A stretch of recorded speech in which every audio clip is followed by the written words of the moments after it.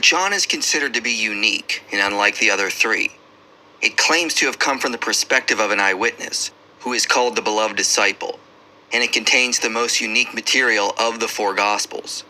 It has the most explicit instances of Jesus stating that he is God.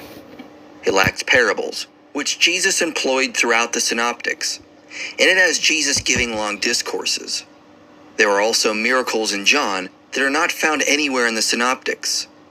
Additionally, it is well known that John was written last, and most likely between 90 and 100 AD.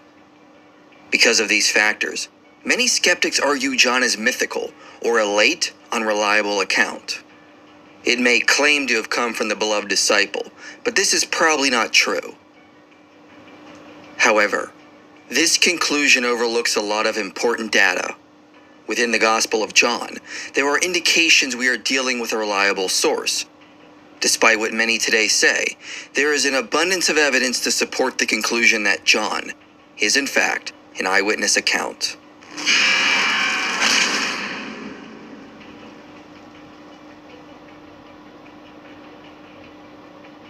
As we noted in the videos on the synoptics, this is one video in a series on the reliability of the Gospels. Many objections that could be raised against the arguments we present here were addressed in earlier videos. But what evidence is there to support the theory that John wrote the Gospel attributed to him? First, the unanimous attestation of the early church fathers is that John wrote the Gospel attributed to him. P66 dates to around 200 AD and is a nearly complete codex of John. The title on it says it's the Gospel of John. Around the same time, Irenaeus says that after the synoptics were written, John the disciple of the Lord, who had leaned upon his breast, did himself publish a gospel during his residence at Ephesus in Asia. Tertullian, Origen, and Clement of Alexandria also attest that John wrote the gospel. Theophilus of Antioch also attributes it to John. Heracleon commented that John 1:18 was spoken not by the Baptist, but by the disciple. Since the Baptist is a reference to John the Baptist, the implication is the disciple also bore the same name, and Heracleon distinguished them by their titles. Irenaeus quoted a Valentinian heretic named Ptolemy, who references phrases we find in the fourth Gospel and attributes them to John. The Gnostic document, the Acts of Peter and the 12 Apostles, takes a scene from John 13, where Peter asks the beloved disciple to ask Jesus something, and substitutes this title for the name John. The Gospel of John says the author is the beloved disciple, so the implication is that the author of this Gnostic work agreed the author of the Gospel was John by identifying him as the beloved disciple. Around 190 AD, Polycrates of Ephesus wrote a letter where he identifies the beloved disciple as John. The anti-Marcionite prologue says the Gospel of John was revealed and given to the churches by John while still in the body, just as Papias of Hierapolis, the close disciple of John, related in the Exoterics, that is, in the last 5 books. Indeed, he wrote down the Gospel while John was dictating carefully. The Muratorian fragment says, the fourth Gospel is that of John, one of the disciples. When his fellow disciples and bishops entreated him, he said, "Fast ye now with me for the space of 3 days, and let us recount to each other whatever may be revealed to each of us." On the same night, it was revealed to Andrew, one of the apostles, that John should narrate all things in his own name, as they called them to mind. So the external evidence all points to the author being John, a disciple of Jesus. But scholars today note there are many candidates as to who this John was. Some say it was John the son of Zebedee, others say John Mark, or a disciple called John the Elder, whom Papias mentions. This second and third candidate could also be the same person. But this is irrelevant to the point that is being made. Regardless of which John it was, the external evidence unanimously agrees the author was a disciple and eyewitness of Jesus, who was named John. Additionally, the internal evidence of the Gospel also supports this conclusion. The first thing to note is the author directly claims to be an eyewitness. It records that the beloved disciple has witnessed these events, and in the last chapter, we read he is the one who has written these things.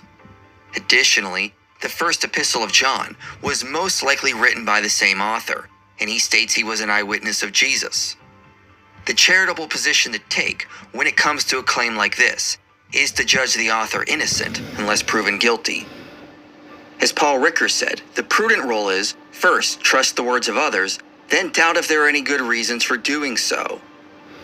The author appears to be someone who valued the importance of eyewitness testimony and passed on his first-hand knowledge, not someone who was collecting hearsay. Leon Morris said, "When then it is claimed that the author of the fourth gospel is a witness, and when we have definite appeal to the testimony of an eyewitness in his gospel, this should not be understood as an isolated thing. The writers of the New Testament valued the testimony of eyewitnesses. We should not treat them as though they were interested only in edification and were prepared to manufacture statements and incidents which they felt must have happened. Again and again they appeal to the fact that they are bearing witness to what they have seen." The author seems set on reminding us his testimony is reliable because he witnessed what he wrote about. Colin Hemmer lists 8 elements of a reliable historian that were acknowledged in antiquity. Not all of them were employed by every historian, but Craig Blomberg notes 6 of them are employed in John's Gospel: eyewitness participation, eyewitness interview, limiting coverage to material to which the writer had privileged access, the prospect of checking details with contemporary documents, the use of sources for speeches, and the vigor of the concept of truth in history as it actually happened. Thus, John seems to be writing in a way to inform the audience of his day that his information is accurate eyewitness testimony. He is not intending to write a work of fiction, as we see with the style of the later heretical Gospels, be at large, or as a model for believers. Additionally, the beloved disciple is written about in third person and not in first person. But this hypothesis doesn't fit with the narrative. Jonathan Bernier notes the beloved disciple interacts with Jesus and Peter. He is not some outside watcher, but a real person in the narrative. It is difficult to imagine that John wants us to construe Jesus and Peter as non-historical symbolic figures. What warrant, then, is there to suppose that John wants us to place the beloved disciple in an ontological category distinct from other characters in the narrative? Also, it was common for ancient writers to refer to themselves in third person, so this is not remotely an issue. Some argue the beloved disciple cannot be the author because John 21:24 says, "We know that his testimony is true," which suggests more than one person was writing. But this would not necessarily exclude the beloved disciple, since the verse also says he is the one who has written these things. If we recall what the Muratorian fragment reports, it said there were others with John when he wrote, including the disciple Andrew. The "we" could simply be the others the Muratorian fragment mentions. Interestingly enough, in line with this, the Gospel of John introduces Andrew, even before Peter, along with an unnamed disciple, who is most likely the beloved disciple.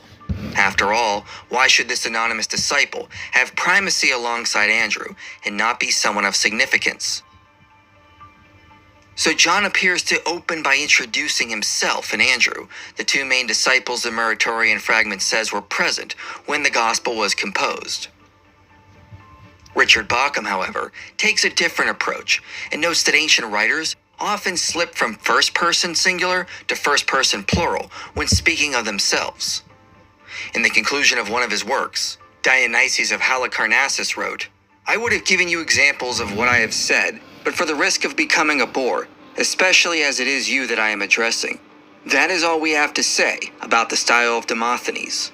My dear Ammaeus, if God preserves us, we shall present you in a subsequent treatise with an even longer and more remarkable account than this of his genius in the treatment of subject matter." Additionally, in John's first epistle, we see he switches back and forth between plural and singular pronouns. So the use of "we" in John 21 doesn't at all point away from the belief that the author identifies himself as the beloved disciple and the one who witnessed the events he has written about. Of course, the obvious response to this is, how do we know the gospel was not written by someone lying or pretending to be an eyewitness? Well, we actually have someone who attests to John being an eyewitness, the Gospel of Luke. Luke Vandeweghe and Paul Anderson highlight an interesting phenomenon. When we compare the differences among the synoptics, in the places Luke differs from Matthew and Mark, it surprisingly often agrees with details we find in John, which suggests some form of a relationship. In 1963, Pearson Parker suggested the reason for this was because there was direct contact between the two authors. But Luke Vandeweghe adds, first, commonalities between the Gospels of Luke and John are more substantial and more significantly patterned than Parker suggested, indicating a consistent preference by Luke for Johannine material over Markan material. Second, the Johannine material, favored by Luke, aligns with events in the fourth Gospel, allegedly experienced by the beloved disciple. In other words, not only do Luke and John show considerable agreement, but they do so around material that would have involved the beloved disciple in his direct presence. Both Gospels share a focus on women, like Mary and Martha, and the mother of Jesus. Both share a similar focus on Jerusalem, Samaria, the temple, and the ministry of John the Baptist. Both refer to the importance of relying on eyewitnesses from the beginning of Jesus' ministry. Both tell us Satan entered Judas, that Peter said he would die for Christ, and that Jesus replied by predicting Peter would deny him in the upper room. They also speak of Peter's restoration. Both specify that the ear that Peter cut off was the right ear, and that Jesus frequently visited the Garden of Gethsemane. Both record Pilate's threefold declaration of Jesus' innocence, and place Jesus' scourging and mocking before the death sentence.